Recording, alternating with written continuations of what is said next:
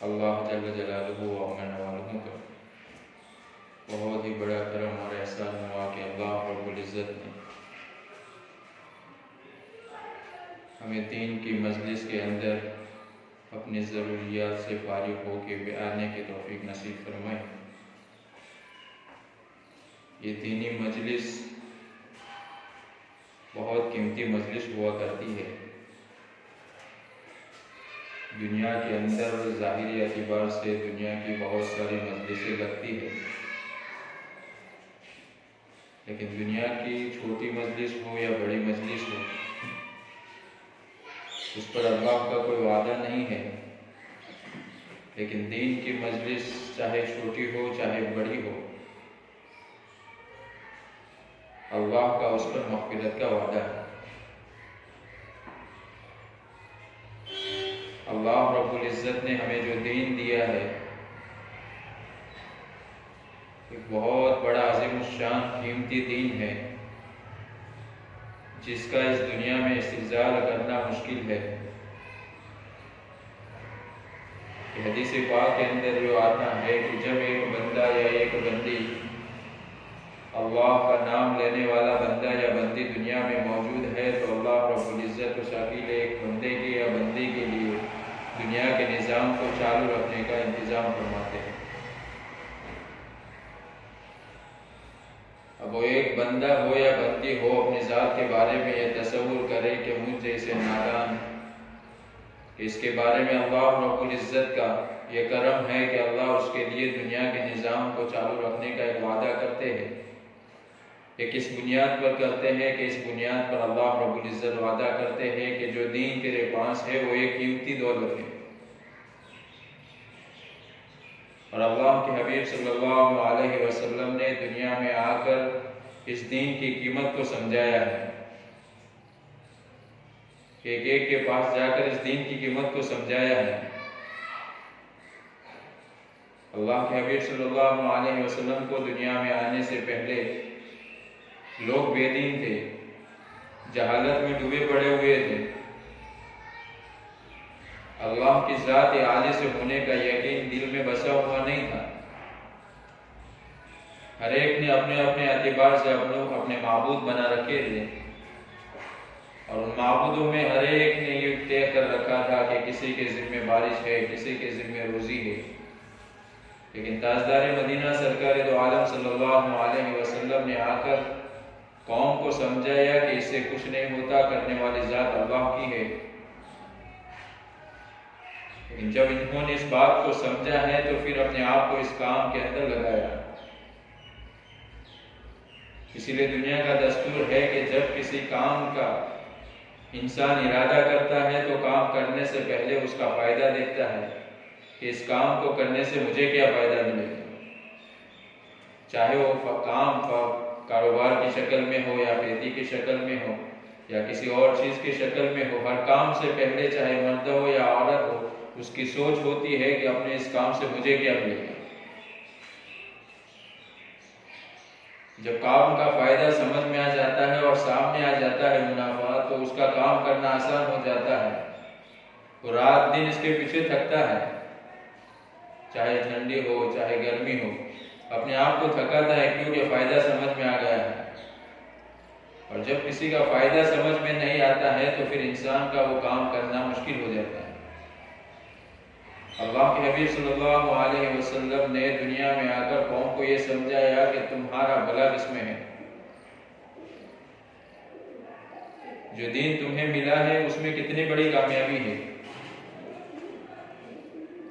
یہ دین جو ہمیں ملا ہے کہ اس کے اندر اللہ رب العزت نے کامیابیاں چھپائی ہیں۔ یہ اللہ کے حبیب صلی اللہ علیہ وسلم کے زمانے میں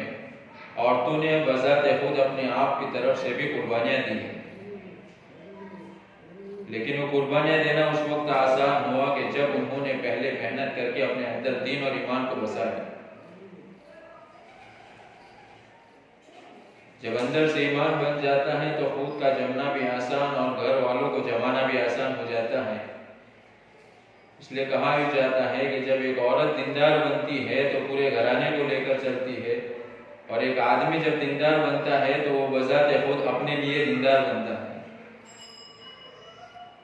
اس لیے اللہ کے راستے میں عورتوں کو نکالنے کا مقصد یہ ہے کہ وہ عورتیں جب چلے گی اور عورتیں جب ماحول کو دیکھے گی اور اپنے دین کو سمجھے گی تو پھر وہ اپنے بچوں کو تربیت کرے گی۔ اس لیے کہا بھی جاتا ہے کہ مدرسے سے زیادہ بچوں کو تعلیم دینے والی اپنی مائیں ہوتی ہے، بچوں کی تربیت استاد سے زیادہ کرنے والی مائیں ہوتی ہے۔ اس لیے پہلے زمانے میں لوگ ایسے ہوتے تھے کہ مائیں بچوں کی تربیت ایسی کرتی تھی کہ جس کے نتیجے میں گود میں ہی لوگ کلمہ سیکھ لیتے تھے، قرآن کا حفظ کر لیتے تھے، کیونکہ ماں بنیادی طور پر بنی ہوئی تھی، جس کے نتیجے میں ہوتا تھا کہ بچہ اپنی ماں کے گود میں ہی سب کچھ سیکھ لیا کرتا تھا۔ لیکن آج کا ماحول یہ بگڑ چکا کہ جس کے نتیجے میں کہ ماں خود بے دین بن چکی، جس کے نتیجے میں اولاد بھی اوروں کے حوالے ہو گئی۔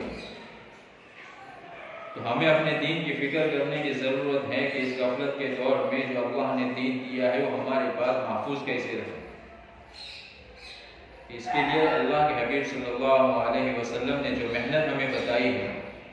کہ آج ہمارا ایمان محنت کے چھوٹنے کے نتیجے میں کمزور اتنا ہو گیا کہ اللہ رب العزت نے جن چیزوں کو کرنے کا حکم دیا تھا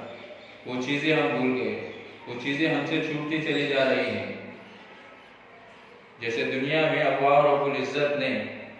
ہمیں ہزاروں طرح کی نعمتوں سے نواز دیا، اب ہمیں کسی نے اس بات کا سوال نہیں کیا تھا کہ اللہ رب العزت اگر تو مجھے دنیا میں بھیجے تو آنکھوں کے ساتھ بھیجنا، تو مجھے دنیا میں بھیجے تو تندرستی کے ساتھ بھیجنا۔ لیکن اللہ نے ہماری ضرورت کو سمجھتے ہوئے اپنی ضرورت سمجھ کر اللہ نے یہ چیزیں دی، لیکن آ کر اسی ضرورت میں اتنے مشغول ہو گئے دنیا کی چیزوں میں کہ اللہ کی ذات کو بھلا دیا، کہ اس اللہ نے ہم پر نماز فرض کی تھی۔ اب آج ہر انسان چاہے مرد ہو یا عورت ہو ہر ایک پریشان ہے روزی روٹی کے لیے، لیکن اللہ رب العزت نے روزی روٹی کا مسئلہ جو ہے وہ نماز میں رکھا ہے، لیکن آج نماز ہماری زندگیوں میں نہیں ہے۔ کہ جب صحابہ کی زندگیوں میں نماز تھی تو گھر کے مسئلے کو اس انداز سے حاصل کر لیتے تھے۔ ایک صحابی اپنے گھر کو آتے ہیں، بیوی سے پوچھتے ہیں کھانے کے لیے کوئی انتظام ہے؟ اب بیوی کا بھی ذہن بنا ہوا تھا کہ کچھ بھی نہیں ہے، سیدھے اپنے آپ کو لے چلتے ہیں مسجد کی طرف، اور مسجد میں جا کر 2 رکعت نماز پڑھ کے پھر گھر کو لوٹتے ہیں۔ پھر بیوی سے پوچھتے ہیں گھر کا انتظام کچھ ہوا؟ بیوی نے بتایا کہ ابھی تو کچھ نہیں ہوا۔ اب وہ اپنے آپ کو ملامت کر رہے ہیں کہ ابھی تیری نماز میں کچاس ہے، کہ اللہ کا وعدہ نماز کے ساتھ ہے لیکن تیری نماز میں کچاس ہے۔ پھر دوبارہ مسجد کو جاتے ہیں، پھر نماز پڑھ کر پھر آتے ہیں، پھر جواب ملتا ہے کہ ابھی کچھ انتظام نہیں ہوا۔ پھر تیسری مرتبہ پھر نماز کو جاتے ہیں، نماز پڑھ کر آتے ہیں تو بتایا بیوی نے کہ گھر کی چکی چالو ہو چکی ہے۔ یہ کس بنیاد پر ہوا کہ نماز کو اپنی زندگی کا مقصد بنایا۔ آج وہی نماز ہمارے پاس ہے، وہی قرآن ہمارے پاس ہے، لیکن میری زندگی کا مسئلہ حل نہیں ہو رہا ہے۔ وجہ یہ ہے کہ میرے پاس شکل رہ گئی، حقیقت لوگوں کے پاس سے چلی گئی، اور اللہ کا جو وعدہ ہے وہ حقیقت کے اوپر ہے، الفاظ کے اوپر اور شکل کے اوپر نہیں، کہ وہ حوصلہ بنانے کی ضرورت ہے کہ جب ایمانی دماغ بن جائے گا، دینی سمجھ آ جائے گی تو پھر کام کرنا آسان ہو جائے گا۔ تو وہ ایک عورت ہے، ان کے شوہر جو ہے وہ پیر سے معذور ہے، ان کے 3 بیٹے جہاد کے لیے چلے گئے ہیں، اور وہ شوہر بھی جانا چاہتے ہیں جن کا نام ہے عمرو بن جموح، لیکن اللہ کے حبیب صلی اللہ علیہ وسلم نے پیر کی تکلیف کی وجہ سے، لنگڑے پن کی وجہ سے اجازت نہیں دی۔ اب وہ گھر کو لوٹے، بیوی نے دیکھا کہ وہ واپس آئے ہیں، اب اس کا ذہن بھی ایمانی اعتبار سے بنا ہوا تھا، تو اس نے تانا دیا، بطور وہ تانا نہیں تھا بلکہ ایک دینی ذہن بنا ہوا تھا کہ آپ کیوں ڈر کے مارے گھر کو واپس آ گئے؟ حالانکہ وہ ڈر کے مارے گھر کو نہیں آئے تھے، پیر کی تکلیف کی وجہ سے اللہ کے حبیب صلی اللہ علیہ وسلم نے روک دیا تھا، لیکن بیوی کی اس بات کو سننے سے اور بیوی کا اس بات کا کہنا وجہ یہ تھی کہ وہ دین کے لیے اپنے آپ کو کیوں پیچھے کر رہے ہیں۔ جب اندر سے دین اور ایمان بن جاتا ہے تو پھر وہ خود اپنے آپ کو آگے کرتے ہیں۔ تو پھر اس نے کہا کہ تم دین سے کیوں واپس آئے ہو، کام سے کیوں واپس آئے؟ تو وہ بات برداشت نہیں ہوئی تو وہ چلے گئے جہاد میں، اس بات کو کہہ کر گھر قبلے کی طرف منہ کر کے کہ اللہ مجھے اپنے اہل و عیال کی طرف واپس نہ لوٹانا، اور جا کے جنگ کے اندر شہید ہو گئے۔ اب جب ان کی نعش کو واپس لایا گیا، لانا چاہتے تھے تو اونٹ گھر کی طرف لوٹنے کو تیار نہیں ہے۔ یہ بات اللہ کے حبیب تک پہنچائی گئی۔ اللہ کے حبیب صلی اللہ علیہ وسلم نے گھر جا کر اس کی وجہ دریافت کی تو بیوی نے کہا کہ جب وہ گھر سے چلے تھے تو قبلے کی طرف منہ کیا اور انہوں نے یہ بات کہی تھی کہ اللہ مجھے اپنے گھر والوں کی طرف نہ لوٹانا۔ جب اندر سے ایمان بن جاتا ہے تو کام کرنا آسان، قربانی دینا آسان ہو جاتا ہے کہ اللہ کی دین ہے، اللہ جب چاہے جسے چاہے دے دیتے ہیں، کہ اللہ کی قدرت ہے۔ ہم نے اللہ کی قدرت کو نہیں پہچانا ہے کہ اللہ چلتی چھری کے نیچے اپنے اسماعیل علیہ السلام کی حفاظت کر کے دکھا سکتا ہے، بھڑکتی آگ کے اندر اپنے نبی ابراہیم علیہ السلام کی حفاظت کر کے دکھا سکتا ہے۔ یہ واقعات اللہ رب العزت نے بیان کر کے امت کو سمجھایا ہے، قوم کو سمجھایا ہے، اپنے بندوں کو سمجھایا ہے کہ تمہاری سوچ سے کچھ نہ ہوگا، ہوگا وہی جو ہم چاہتے ہیں۔ اس لیے حدیث پاک کا مفہوم ہے، اللہ رب العزت بھی فرماتے ہیں کہ اے میرے بندے، کچھ تو چاہتا ہے، کچھ میں چاہتا ہوں، تو وہ کر جو میں چاہتا ہوں، پھر میں وہ کروں گا جو تو چاہتا ہے، اور وہ ہرگز نہیں ہوگا جو تو چاہتا ہے، اور وہی ہوگا جو میں چاہتا ہوں۔ یعنی اللہ ہمیں سمجھا رہے ہیں کہ میرے کرنے ہی سے کام ہوگا، تیری سوچ کے اعتبار سے کچھ نہ ہوگا۔ اس لیے حضرت علی رضی اللہ تعالیٰ عنہ فرماتے ہیں کہ میں نے اپنے رب کو، میں نے اپنے مالک کو، میں نے اپنے اللہ اور اپنے خدا کو اس وقت پہچانا کہ جب میں کسی کام کا ارادہ کرتا تھا تو میرے ارادے سے کچھ نہ ہوتا تھا، تب مجھے یہ بات سمجھ میں آ گئی کہ دنیا کا نظام چلانے والا کوئی ہے، کہ اللہ ہے جو دنیا کے نظام کو چلاتا ہے۔ اس اللہ نے ہمیں دین دیا ہے، وہ دین اتنا قیمتی دین ہے کہ اس کا اندازہ کہ دنیاوی زندگی میں لگانا مشکل ہے، کہ اللہ رب العزت کبھی دنیا کے اندر دے کر بھی آزماتا ہے اور کبھی لے کر بھی آزماتا ہے، لیکن دنیا کی زندگی کے اندر اللہ رب العزت نے ہر ایک کو ایک موقع دے رکھا ہے۔ جیسے موسیٰ علیہ السلام کو اور اس کی قوم کو آزمایا، اور فرعون کو دے کر آزمایا۔ فرعون نے خدائی کا دعویٰ کر دیا اور موسیٰ علیہ السلام کو اور اس کی قوم کو پریشان کرنا شروع کیا۔ اب وہ بھیک کے مارے وہاں سے بھاگنا شروع ہوئے۔ اب کیا ہے کہ وہ موسیٰ علیہ السلام آگے اپنی قوم کو لے کے جا رہے ہیں، اور پیچھے کے فرعون ہے، اس کا لشکر ہے جو ان پر مارنے کے لیے پیچھے بھاگ رہا ہے۔ اب جائے تو کہاں جائے کہ چلتے چلتے راستے میں سمندر آ گیا۔ اب کہ موسیٰ علیہ السلام سے قوم کہنے لگے موسیٰ تو نے ہمیں برباد کر دیا، کہ پیچھے فرعون اور اس کا لشکر ساز و سامان کے ساتھ ہم پر چڑھائی کرنے آ رہا ہے، اور سامنے کے دیکھتے ہیں تو پورا سمندر بڑا ہوا ہے،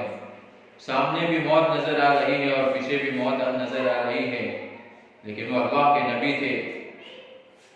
اللہ کے سامنے مناجات کی، اللہ نے کہا جو ہاتھ میں ڈنڈا ہے اسی کو مارو سمندر پر۔ اللہ نے راہیں کھول دی، 12 راستے کر دیے، قوم اس پر سے چلی۔ اب ظاہری اعتبار سے نظر آ رہا ہے کہ موت ہے، لیکن اللہ نے راستے کھولے اور وہ اپنے راستوں پر چل دیے، اور پیچھے فرعون نے سمجھا کہ جیسے وہ راستوں پر چل کے کامیابی کی شکل کو اختیار کر رہے ہیں، ہم بھی اسی راستے پر چل کر کامیاب ہو جائیں گے، لیکن وہ تو اللہ کی قدرت تھی، اللہ نے انہیں پار کیا۔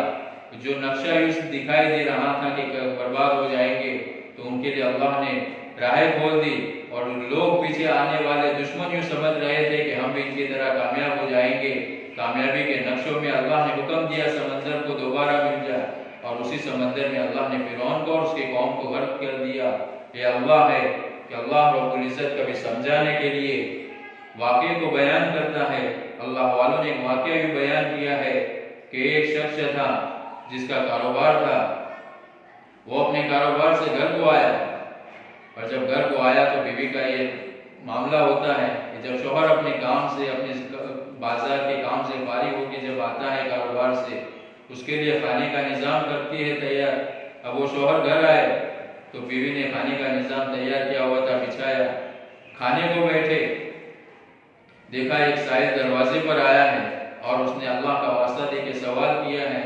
تو شوہر کو غصہ آ گیا کہ مارکیٹ میں دکان پر رہتے ہیں تو بھی وہاں پر چین نہیں آنے دیتے، پریشان کرتے ہو، یہاں تھوڑی دیر کے لیے کھانے کو آئے ہیں تو یہاں بھی آ گئے. اب وہ کھڑا ہوا اور اس سائل کو تھپڑ مار دیا. اس نے اسی جگہ اپنے آپ سے توبہ کی کہ اللہ میں تیری ذات کے سوا کسی سے سوال نہ کروں گا، اور وہ وہاں سے چلا گیا. اب اللہ کا نظام بدلنا شروع ہو گیا. دیکھا کہ اس کے کاروبار میں دن بدن نقصان آنا شروع ہو گیا. تو اس نے پریشان ہو کے اپنی دکان کو بیچ دی. اس کے بعد اس نے اپنی دکان کو بیچنے کے بعد گھر کے اندر فاقے آنا شروع ہو گئے. یہ اللہ کا نظام ہے کہ اللہ رب العزت جب ناراض ہو جاتے ہیں تو پھر قدرتی طور پر اس پر وبال ہونا شروع ہو جاتا ہے. اور جب اللہ کسی سے راضی ہو جاتے ہیں کسی اعمال کی بنیاد پر تو اللہ رب العزت اس کے لیے راہیں بھی کھول دیتے ہیں. جیسے غار کے اندر 3 آدمی چھپے تھے بنی اسرائیل کے کہ چٹان آ گئی اوپر، اب کہ وہ پہاڑ کے اندر اوپر سے چٹان آ جائے، اب اس کو ہٹانا مشکل ہے. اب تینوں آدمی نے مل کر مشورہ کیا کہ بھئی کام کرے، اس چٹان کو ہٹائے تو کیسے ہٹائے، اور جب ہٹاتے نہیں ہیں تو موت کا مسئلہ ہے، اور ہٹانا چاہتے ہیں تو ہمارے پاس وہ طاقت نہیں ہے. اب تینوں نے مشورہ کیا کہ بھئی کیا کیا جائے. اس میں سے ایک آدمی آگے بڑھا، اس نے کہا کہ اپنی زندگی کے اندر جو بھی نیک اعمال کیے ہو اس کو یاد کرو اور اس کو اللہ کے سامنے پیش کرو. جب اللہ کے سامنے اس کو پیش کریں گے اور اس کے واسطے سے اللہ سے دعا کریں گے تو اللہ رب العزت اس بلا کو ٹالے گا. اس لیے دنیا کے اندر ایک دستور ہے کہ جب پریشانی آ جاتی ہے تو اللہ کے حبیب صلی اللہ علیہ وسلم نے ہمیں یہ تعلیم دی ہے کہ جب بھی تم پر حالات آ جاوے، پریشانی آ جاوے، چاہے گھریلو پریشانی ہو، چاہے کاروباری پریشانی ہو، تو تم اپنے اللہ کی طرف متوجہ ہو جاؤ. نماز کے ذریعے سے اپنے رب کو چاہو، اپنے رب کو یاد کرو کہ چاہے کسی بھی طرح کی پریشانی ہو. جیسے کہ اللہ کے حبیب صلی اللہ علیہ وسلم کے زمانے میں ایک صحابی ہے کہ ان کے گھر کے اندر پریشانی آ گئی تو انہوں نے حالات کو سامنے رکھتے ہوئے اللہ سے دعا کی تو اللہ رب العزت نے ان کے گھر کے مسئلے کو حل کر دیا. کسی نے اپنے مردار کچھر کو زندہ کروایا. کسی ایک عورت کا واقعہ اس میں آتا ہے کہ اس کا بچہ مر گیا، اس نے دین کو قبول کیا تھا. اب وہ اللہ سے مناجات کر رہی ہے عورت کہ اللہ مجھے معلوم ہے کہ کل قیامت کے دن میدان حشر میں تو اس کو زندہ کرے گا، یہ مجھے معلوم ہے اور یقین ہے، لیکن جب میں نے اسلام اور ایمان کو قبول کیا ہے اور اس وقت ایک بچے کا انتقال ہوا ہے، جب میں اپنے گھر والوں کی طرف لوٹوں گی تو لوگ مجھے تانا دیں گے اور یوں کہیں گے کہ دیکھ تیرے اسلام کی قبول کرنے کی وجہ سے تجھ پر یہ حالات آئے ہیں. کہ اللہ میں ان لوگوں کو کیسے سمجھاؤں گی، اس لیے میری چاہت ہے کہ تو اس کو زندہ کر دے. اللہ رب العزت نے اس کے بچے کو زندہ کیا. یہ اندر سے ایمان بنا ہوا تھا تو کام آسان ہو گیا. آج ہمارا ایمان ہی کمزور ہے جس کے نتیجے میں ہم اپنے گھر کے مسئلے کو حل نہیں کر پاتے ہیں. تو اللہ رب العزت کے سامنے اپنے پریشانی والے مسئلے کو جب حل کرنے کے لیے اللہ کے حبیب کی یہ تعلیم ہے تو وہ تینوں آدمی جو غار میں چھپے تھے انہوں نے جو مشورہ کیا اور انہوں نے کہا ہم اپنے اعمال کو اللہ کے سامنے پیش کریں. ان میں سے ایک آگے بڑھا اور کہا کہ اللہ، میری چچا زاد بہن تھی اور وہ مجھ سے پیسوں کے لیے پریشان تھی اور مجھ سے مطالبہ کرتی تھی اور مجھ سے قرض مانگتی تھی، تو میں اس کو قرض دینے کے لیے تیار تھا، لیکن اس سے برائی کا مطالبہ کرتا تھا، وہ انکار کرتی تھی. لیکن ایک دن ایسا آ گیا کہ وہ پریشانی کے مارے تیار ہو گئی. تو جب میں نے اس کو قرض دیا، پیسے دیے اور وہ جب تیار ہو گئی، میں اس کے پاس برائی کے ارادے سے پہنچا اور اس کے پاس جب پہنچا تو میں نے اپنے برائی کا ارادے کا اظہار کیا، لیکن اس نے کہا اتق اللہ، اللہ سے ڈر. اے مالک، جب تیرا نام آیا تو میں نے اپنے آپ کو وہاں سے ہٹا لیا. اگر تجھے یہ عمل پسند آیا ہو تو چٹان کو ہٹا لے. تو اللہ نے چٹان کو ہٹایا. پھر دوسرے نے کہا کہ اللہ، میرے ماں باپ بوڑھے تھے، میں روزانہ بکریاں چرانے کے لیے جایا کرتا تھا، شام کو جب گھر کو واپس آتا تھا تو اس کا دودھ نکال کے پہلے اپنے ماں باپ کو پلاتا تھا، پھر اپنے بیوی بچوں کو پلاتا تھا۔ ایک دن ایسا ہو گیا کہ میں لیٹ کو گھر کو پہنچا، دیکھا کہ ماں باپ سو گئے ہیں، تو میں نے اس دودھ کے پیالے کو اپنے ماں باپ کے سامنے لے کے سرانے کھڑا ہو گیا۔ ایک طرف بیوی کا مطالبہ تھا کہ مجھے چاہیے، بھوک لگی ہوئی ہے، ایک طرف بچوں کا مطالبہ تھا، لیکن میں نے اس بات کو پسند نہ کیا کہ میں اپنے ماں باپ سے پہلے ان کو پلاؤں۔ اے اللہ، میں رات بھر کھڑا رہا اور اپنے ماں باپ کے اٹھنے کا انتظار کرتا رہا۔ جب ماں باپ اٹھے میں نے پہلے ان کو پلایا، پھر بھی بچوں کو پلایا۔ اے اللہ، یہ عمل اگر تیرے نزدیک قابل قبول ہو تو چٹان کو ہٹا دے۔ اللہ نے اس کے باتوں کے ذریعے سے چٹان کو اور ہٹایا۔ تیسرے نے کہا، اے اللہ، ایک آدمی میرے پاس مزدوری کرتا تھا اور اس کی مزدوری میرے پاس جمع تھی، اور وہ کسی بات کی وجہ سے اپنی مزدوری چھوڑ کے چلا گیا۔ کئی دنوں کے بعد وہ میرے پاس پہنچا، اور میرے پاس پہنچ کر اس نے مجھ سے سوال کیا کہ بھائی، آپ کے پاس میں مزدوری چھوڑ کے گیا تھا، کئی دنوں سے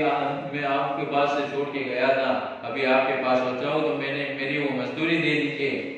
تو اس شخص نے کہا کہ جتنی بکریاں اور بیل نظر آ رہی وہ تیری مزدوری ہے۔ تو اس نے کہا، بھائی میرے ساتھ کیا مزاق کر رہے ہو؟ میرے تو صرف ایک آنا ہی چھوڑ کے گیا تھا مزدوری کا، اور آپ یہ کیا دے رہے ہو؟ تو میں نے کہا کہ بھائی یہ تیری ہی مزدوری ہے، جب سے تو چھوڑ کے گیا ہے میں نے تیرے وہی پگار اور وہی ایک چار آنے کو کاروبار میں لگایا ہے، اور یہ کاروبار بڑھتے بڑھتے یہاں تک پہنچا ہے۔ تو میں نے اس کے وہ پورا بیل کا بکریوں کا جو ریوڑ تھا میں نے اس کے حوالے کر دیا۔ اے اللہ، اگر یہ عمل تجھے پسند آیا ہو تو تو اس چٹان کو ہٹا لے۔ تو اللہ رب العزت نے اس چٹان کو ہٹایا، جس میں تینوں کی جان بچ گئی اور تینوں نجات تک پہنچ گئے۔ میرے ماں بہنوں، اللہ رب العزت نے اس دنیا کے اندر ہمیں بھی ایک موقع دیا ہے کہ ہم اپنی زندگی کو سنوارنے والے بنیں، ہم اپنی زندگی میں اللہ کے احکام کو اتارنے والے بنیں، ہم اپنی زندگی کے اندر اللہ کے احکام کو پورا کرنے والے بنیں۔ کہ اس اللہ نے میری تمام ضرورت کو دیا ہے، کہ اس اللہ سے میں نے کسی چیز کا سوال نہیں کیا تھا۔ میں دنیا میں آنے سے پہلے نہ اللہ سے آنکھ کا سوال کیا، میں دنیا میں آنے سے پہلے اللہ سے نہ تندرستی کا سوال کیا، میں دنیا میں آنے سے پہلے اللہ سے نہ ہاتھوں کا سوال کیا، لیکن اللہ نے میری ضرورت سمجھ کے ہر چیز کو دے دیا۔ آج دنیا کی چیزوں میں، دنیا کے نقشوں میں اور دنیا کی چمک دھمک کے آگے میں آ کر میں نے اللہ کو بھلا دیا۔ کل قیامت کے دن میدان حشر میں اس کا ہی سوال ہوگا کہ میں نے دنیا میں تجھے یہ دیا، یہ دیا، بتاؤ تم نے اپنی زندگی کہاں گزاری اور کیسے گزار کے آئے ہو؟ تو میرے پاس کوئی جواب نہ ہوگا۔ جیسے دنیا کے اندر ایک ماں یا ایک باپ اپنے بیٹے کو 100 کی نوٹ دیتا ہے، اور جب وہ شام کو واپس لوٹتا ہے تو پوچھتا ہے، ماں پوچھتی ہے یا باپ پوچھتا ہے کہ بتاؤ وہ 100 روپے کی نوٹ کہاں خرچ کر کے آئے؟ اگر جب اس کا استعمال صحیح کیا ہے اور اس کو اچھے کام میں یوز کیا ہے تو آسانی سے جواب دیتا ہے، اور اگر اس کو ایسے ہی خرچ کر دیا ہے بیکار کاموں میں تو اس کے پسینے جواب دینے میں چھوٹ جاتے ہیں کہ میں اپنے ماں باپ کو کیا جواب دوں۔ تو اللہ بھی ہم سے سوال کرے گا، میں نے تمہیں زندگی دی تھی، تمہیں سمجھداری دی تھی، تمہیں موقع بھی دیا تھا، بتاؤ زندگی کیسے خرچ کر کے آئے، کیسے سیکھ کے آئے ہو؟ اب اگر ہم نے کوئی اعمالی زندگی نہیں بنائی ہوگی، کوئی دینی زندگی نہیں گزاری ہوگی تو اس وقت ہمارا جواب دینا مشکل ہو جائے گا، کیونکہ ہمارے سامنے ہر مسئلے آنے والے ہیں۔ قبر کا مسئلہ ہے، حشر کا مسئلہ ہے کہ ہم اس کے اندر تنہا جا کے سونے والے ہیں۔ ہم دیکھیں کہ اس دنیا کے اندر جس دنیا پر ہم رہتے ہیں اس سے پہلے کوئی اور تھا، وہ سب کہاں چلے گئے کہ وہ اپنے قبرستان میں، کہ کون سے قبرستان میں کہ رات کو جس قبرستان کے پاس سے جا کر چل کر جانا بھی ہمارے لیے دشوار ہے، وہاں تنہا جا کے سوئے ہیں۔ ان کے ساتھ کون سی چیز گئی ہے کہ ان کے اعمال گئے ہیں؟ ان کے اعمال چاہے اچھے ہو یا برے ہو، ایک حدیث پاک کے اندر آتا ہے کہ جب مرد ہو یا عورت ہو اس کے قبر کے حوالے کر دی جاتی ہے تو فرشتے اس کے سامنے آتے ہیں اور سوال کرتے ہیں۔ تو اگر وہ اچھی عورت ہوتی ہے، دیندار عورت ہوتی ہے، مرد دیندار ہوتا ہے، تو حدیث پاک کے اندر یہ آتا ہے کہ ایک شخص خوبصورت شکل میں نمودار ہوتا ہے اور اس فرشتے کا سوال کا جواب دیتا ہے، تو وہ مرد ہو یا عورت ہو دیکھتی ہے، اور جب یہ سوال و جواب پورے ہو جاتے ہیں تو پھر وہ کہتی ہے کہ بھئی تو کہاں سے آیا ہے، بتا تو صحیح کہ اس اندھیری کوٹڑی کے اندر تو کون ہے جو میرے سوال کا جواب دے رہا ہے؟ تو وہ کہتا ہے میں تیرے دنیا کی تلاوت ہوں، قرآن کی تلاوت ہوں، میں دنیا کے اندر تیرے وہ نماز ہو کہ جو تو پڑھا کرتی تھی۔ اللہ رب العزت نے مجھے اس وقت اس اندھیری کوٹھی کے اندر تیرے حفاظت کے لیے بھیجا ہے، تو اب آرام کے ساتھ سو جا، اس لیے کہ تجھے دنیا میں اللہ کو پہچان کے زندگی گزاری ہے، اللہ کے احکامات کے ساتھ زندگی گزاری ہے، اللہ کے بتائے ہوئے طریقوں کے مطابق اپنے آپ کو چلایا ہے، اس لیے اللہ نے تیری حفاظت کے لیے مجھے بھیجا ہے۔ پھر وہ چین کی نیند سو جاتی ہے، اور اگر اس نے غفلت کی زندگی گزاری ہے تو پھر موت کے فرشتے سامنے آ جاتے ہیں اور پریشانی کا عالم اس کے لیے کھڑا ہو جاتے ہیں۔ اس لیے اللہ رب العزت نے ہمیں ایک موقع دیا ہے کہ ہم اپنی زندگی کو سنواریں، ہم اللہ کے احکامات کے مطابق زندگی گزاریں۔ آج اللہ نے ہم پر نماز کو فرض کیا ہے کہ چھوٹے چھوٹے بہانے کی وجہ سے ہماری نماز قضا ہوتی جا رہی ہے۔ ایک عورت کا واقعہ لکھا ہے کہ ایک عورت کا انتقال ہو گیا،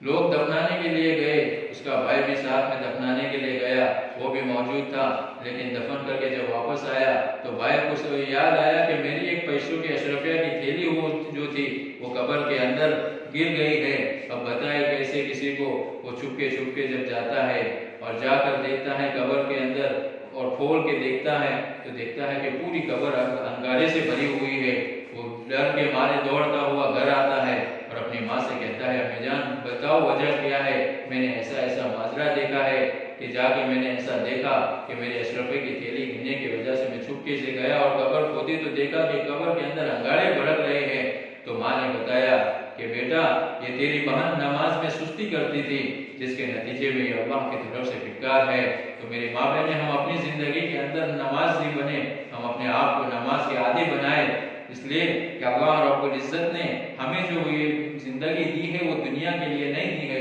بلکہ آخرت کے لیے دی ہے، کہ ہم اپنی آخرت کو بنائے، ہم اپنے گھروں کے اندر تعلیم کو زندہ کرے کہ اللہ کے حبیب صلی اللہ علیہ وسلم نے اس دین کو ہم تک پہنچانے کے لیے، اس مبارک دین کو ہم تک پہنچانے کے لیے کیسی کیسی قربانیاں دی ہے، کہ طائف کے میدان میں ہم اس واقعے کو بارہا پڑھتے ہیں، سنتے ہیں کہ جا کر چھوٹے چھوٹے بچوں کے پتھر کھا رہے ہیں، کہ کل کائنات کا نبی پتھر اس لیے کھا رہا ہے کہ امت تک دین پہنچانا ہے، کہ کل کائنات کا نبی امت کی کڑوی کسیلہ اس لیے سن رہا ہے کہ دین امت تک پہنچانا ہے۔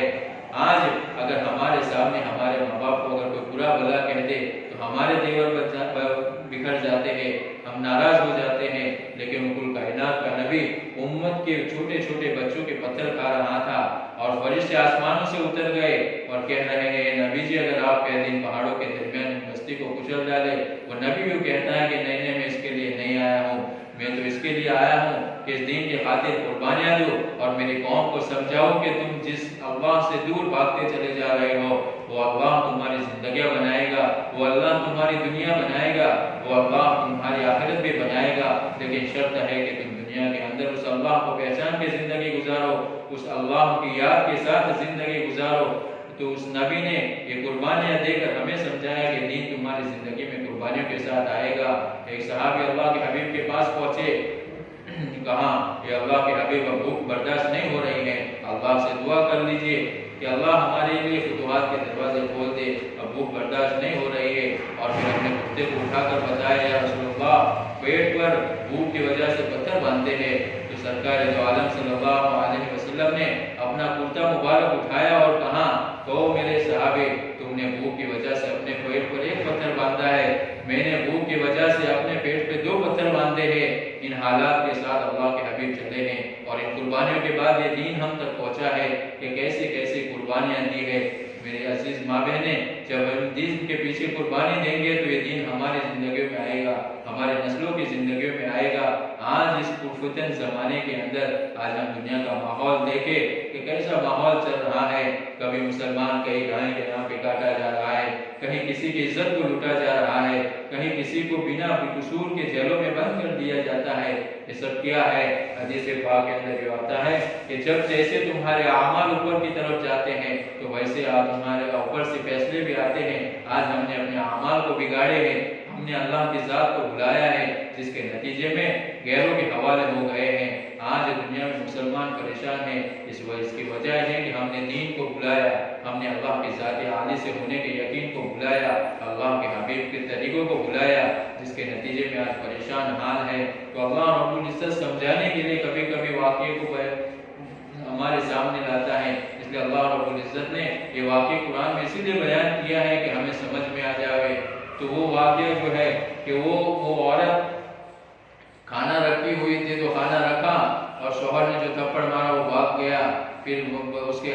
کاروبار میں جو نقصان آنا شروع ہو گیا کہ دیکھا کہ نقصان ہوتے ہوتے اتنا پہنچ گیا کہ گھر کے اندر بھوک آنا شروع ہو گئی, کھانے کو کچھ نہ رہا. تو اس شوہر نے اپنی بیوی سے کہا کہ بھئی اب تو پریشانی کی وجہ سے میں خود بھی پریشان ہوں اور میری وجہ سے تو بھی پریشان ہو رہی ہے, تو ایک کام کر, میں تجھے چھوڑ دیتا ہوں, طلاق دے دیتا ہوں تاکہ تو بھی نہ راحت پاوے, کسی اور جگہ تیرا نکاح ہو جاوے اور تو راحت پاوے. اس نے طلاق دے دی. تو اس عورت نے کسی اور جگہ شادی کر لی, پھر اس کے ساتھ زندگی بسائی. تو پھر جب اس کے ساتھ زندگی نئی شروع ہو گئی تو ایک مرتبہ پھر ایسا ہی ہوا کہ وہ ان کے دوسرے شوہر جب گھر آئے اور جب گھر کے اندر آئے تو اس نے کھانے کا انتظام کیا سامنے, اور جب وہ کھانے کو بیٹھے تو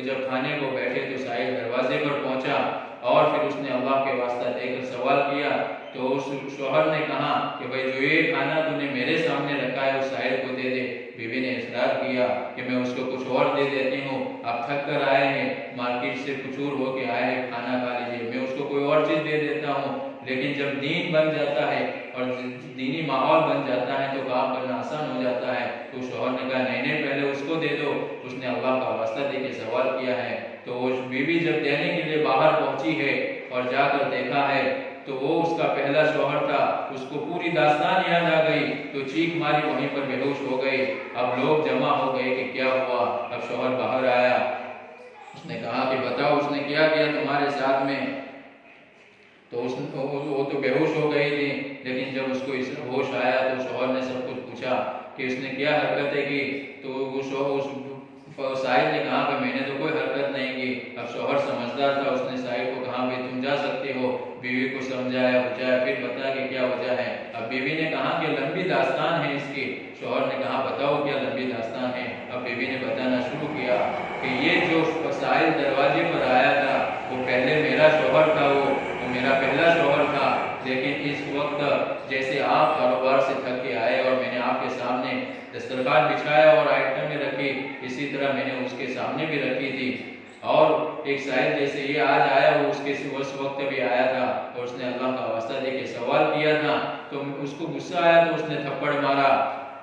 جیسے اس نے تھپڑ مارا تو پھر کیا ہوا کہ نظام بدلنا شروع ہو گیا. تو ہمارے ان کاروبار میں نقصان آنا شروع ہو گیا. نقصان آتے آتے یہاں تک ہو گیا کہ ہمارے گھروں میں کھانے کو کچھ نہ رہا. تو اس نے پریشان کے مارے مجھے طلاق دے دی. تو پھر میں نے وہاں سے طلاق لے کے اپنی عدت پوری کر کے آپ سے شادی کی. پھر اس شوہر نے یہ کہا کہ بھئی تو اپنی بات سے فارغ ہو گئی, اپنا واقعہ پورا بیان کر دی. اس بیوی نے کہا کہ ہاں میں نے اپنا پورا واقعہ بیان کر دیا. تو اس دوسرے شوہر نے کہا اب میری سن کہ جو شوہر پہلے تمہارے دروازے پر آیا تھا وہ میں ہی تھا. جب سے اس نے میرے کو تھپڑ ماری تھی میں نے اسی جگہ اللہ کے سامنے توبہ کی تھی اور اللہ سے مناجات کی تھی کہ اللہ آج کے بعد تیری ذات کے سوا کسی سے میں سوال نہیں کروں گا. اور اسی وقت توبہ کر کے میں بھاگا تھا کہ جس کے نتیجے میں کیا ہوا کہ وہ اللہ نے ایک ایک کر کے پوری دکانیں بھی میرے حوالے کر دی اور لاسٹ میں آخر میں ایسا ہوا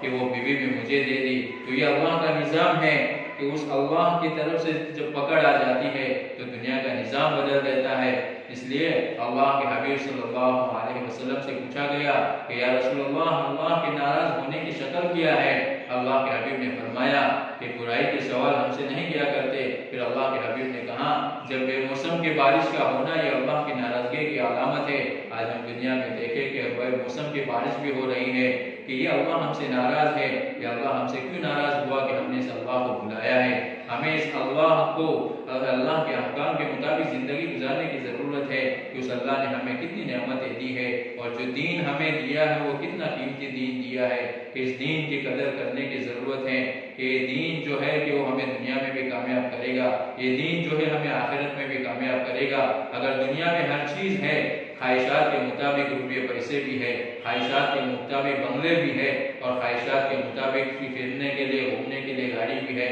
لیکن دین زندگی میں نہیں ہے تو کچھ کام نہ آئے گا. جیسے ہم دنیا کے اندر دیکھتے ہیں کہ لوگ روپے پیسے والے ہیں, جب دنیا سے چلے جاتے ہیں تو کوئی کوئی چیز ہاتھ میں نہیں آتی، لیکن جب ایک ایمان والا اللہ کی ذات کو پہچان کے زندگی گزارنے والا، اللہ کے احکامات کے مطابق زندگی گزارنے والا جب دنیا سے جاتا ہے تو ظاہری اعتبار سے اس کا گھر تو چھوڑ جاتا ہے، ظاہری اعتبار سے تو اس کے روپیے پیسے چھوڑ جاتا ہے، ظاہری اعتبار سے تو اس کے دوسری اور چیزیں چھوڑ جاتا ہے، لیکن اس کے ساتھ اس کے اعمال جو اللہ کی یاد کے ساتھ گزارے ہیں وہ اعمال اس کے ساتھ میں جاتے ہیں، پھر وہی اعمال اس کو جنت الفردوس میں لے جاتے ہیں، وہی اعمال اس کو صراط کا راستہ آسان کرواتے ہیں۔ اور اگر وہ اعمال ہمارے پاس نہیں ہے تو حضرت عثمان غنی رضی اللہ تعالیٰ عنہ سے پوچھا گیا کہ بھئی قبر کے پاس جا کر تم اتنا کیوں روتے ہو؟ تو کیا فرمانے لگے کہ یہ قبر جو ہے وہ آخرت کی منزل میں سے سب سے پہلی منزل ہے،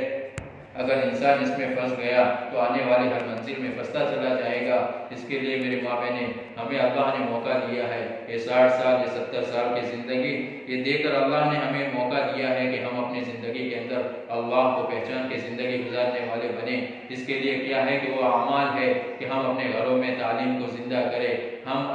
اللہ کے راستے میں نکلنے والے بنیں، ہم اللہ کے راستے میں جا کر اوروں کے ماحول کو سمجھنے والے بنیں کہ لوگوں کے ساتھ کیسا ماحول ہے، ان ماحول کو سمجھنے والے بنیں، اور ہم اپنے دین کے اندر پختگی کو اختیار کرنے والے بنیں کہ ہماری زندگی کے اندر یہ دین کیسے آ جاوے۔ یہ دین ہماری زندگیوں میں بغیر محنت کے نہیں آئے گا، جیسے دنیا کی کوئی چیز بغیر محنت کے وجود میں نہیں آتی ہے کہ بھئی ایک ماچس کی ڈبی انسان کو چاہیے تو اس کے لیے بھی ایک محنت ہوتی ہے کہ گھر سے نکل کر بازار تک جانا پڑتا ہے، پھر بازار میں جا کر اگر دکان کے کنارے پر آدمی کھڑا ہو جائے تو وہ چیز نہیں ملتی ہے، لیکن اپنے جیب سے پیسے نکال کر دکان والوں کو کہنا پڑتا ہے کہ بھئی مجھے اس چیز کی ضرورت ہے، جب جا کر ایک ماچس کی ڈبی ملتی ہے جس کی حیثیت کوئی نہیں ہے، تو اتنا بڑا دین اور اتنا بڑا ایمان کہ وہ بغیر محنت کے ہماری زندگی میں نہیں آ سکتا ہے۔ اس کے لیے محنت کرنی پڑتی ہے، اس کے لیے قربانی دینی پڑتی ہے، اس کے لیے راتوں میں اٹھ کر اللہ کے سامنے مانگنا پڑتا ہے، جب جا کے یہ دین ہماری زندگی میں آتا ہے۔ اس لیے اللہ رب العزت نے میری ماں بہنوں ہمیں ایک موقع دیا ہے، یہ 60 سال یا 70 سال کی زندگی دے کر ہمیں موقع دیا ہے کہ ہم اس کے اندر اللہ کو پہچان کے زندگی گزارنے والے بنے، اللہ کی یاد کے ساتھ زندگی گزارنے والے بنے، کہ اس اللہ نے ہمیں موقع دیا ہے۔ اس لیے کہ اس کے دین ہمارے زندگی میں جو آئے گا ان اعمال سے آئے گا، کہ جو فضائل اعمال ہے کہ ہم اپنے گھروں کو پڑھنے والے بنیں، اپنے بچوں کو ساتھ میں لے کر اس کو پڑھیں تاکہ بچوں کے اندر بھی اس کا شوق پیدا ہو جائے کہ بھئی یہ دین ہے، یہ کن قربانیوں کے بعد آیا ہے، اور یہ دین کو اپنی زندگی میں حاصل کرنے کے لیے کیا کیا قربانی دینی پڑے گی، کہ یہ چیز سنیں گے تو پھر کام کرنا آسان ہوگا اور کام کرنے کا شوق پیدا ہوگا۔ اس لیے میری ماں بہنوں، اللہ رب العزت نے ہمیں ایک موقع دیا ہے، اس موقع کو غنیمت سمجھتے ہوئے ہم اپنے آپ کو اس کام کے اندر لگائے، ہم اپنے دماغ کو دینی دماغ بنائے، ہم اپنی زندگی کو عملی زندگی بنائے، ہم اپنی زندگی کو اللہ کے احکام کے ساتھ گزارنے والے بنے، اللہ کے حبیب کے طریقوں کے ساتھ گزارنے والے بنے، ہم دنیا کے رنگوں میں نہ رنگ جاوے، دنیا کی محفلوں کی طرح ہم اپنے محفلوں میں، وہ دنیا کے بازاروں کی طرح ہم اپنے محفلوں کے اندر بیٹھ کر دنیاوی باتوں کے اندر بات میں رنگ جانے سے ہماری زندگیاں نہیں بنتی ہے، بلکہ آخرت کو یاد کرے، فلسرات کو یاد کرے، قبر کو یاد کرے، ایک دن ہم پر وہ دین آنے والا ہے، ہمارے بھی اعلان ہوگا، جیسے آج لوگوں کا اعلان ہوتا ہے کل کو ہمارا بھی اعلان ہوگا، ہمارے ساتھ کیا چیز آئے گی، بس اس کی تیاری کے لیے اللہ رب العزت نے میری ماں بہنوں ہمیں ایک موقع دیا ہے، تو ہم اس کی فکر کریں اور اللہ کے راستے میں ہم اپنا نظام بنائے، 3 دن کے اعتبار سے، 10 دن کے اعتبار سے، اور اپنے مسجد کے ماحول کے اندر اپنے بچوں کو، جوان بچوں کو بھی بھیجیں کہ اگر گشت کا دن ہے تو گشت کے دن کے اندر اپنے شوہر سے بھی بات کہیں کہ بھئی اللہ کا گھر کے اندر گشت کے دن ہے تو وہاں بھی جا کر دین کی بات کو سنیں۔ اللہ کے حبیب کے زمانے میں عورتیں اپنے شوہر سے یوں کہا کرتی تھی کہ اللہ کے حبیب نے کون سی دین کی بات کہی ہے وہ ہمیں بتاؤ، پھر جب اللہ کے حبیب نے جو دین کی بات کہی تھی وہ صحابی گھر جا کر بتاتے تھے تو پھر عورتیں اس پر عمل کرتی تھیں۔ اس لیے ہم اپنے ذہن کو دینی ذہن بنائیں، اس لیے اللہ نے موقع دیا ہے کہ ہم اپنے دینی زندگی کے اندر اللہ کی پہچان کے ساتھ زندگی گزاریں۔ اللہ رب العزت ہم کو کہنے سننے سے زیادہ عمل کی توفیق نصیب فرمائے۔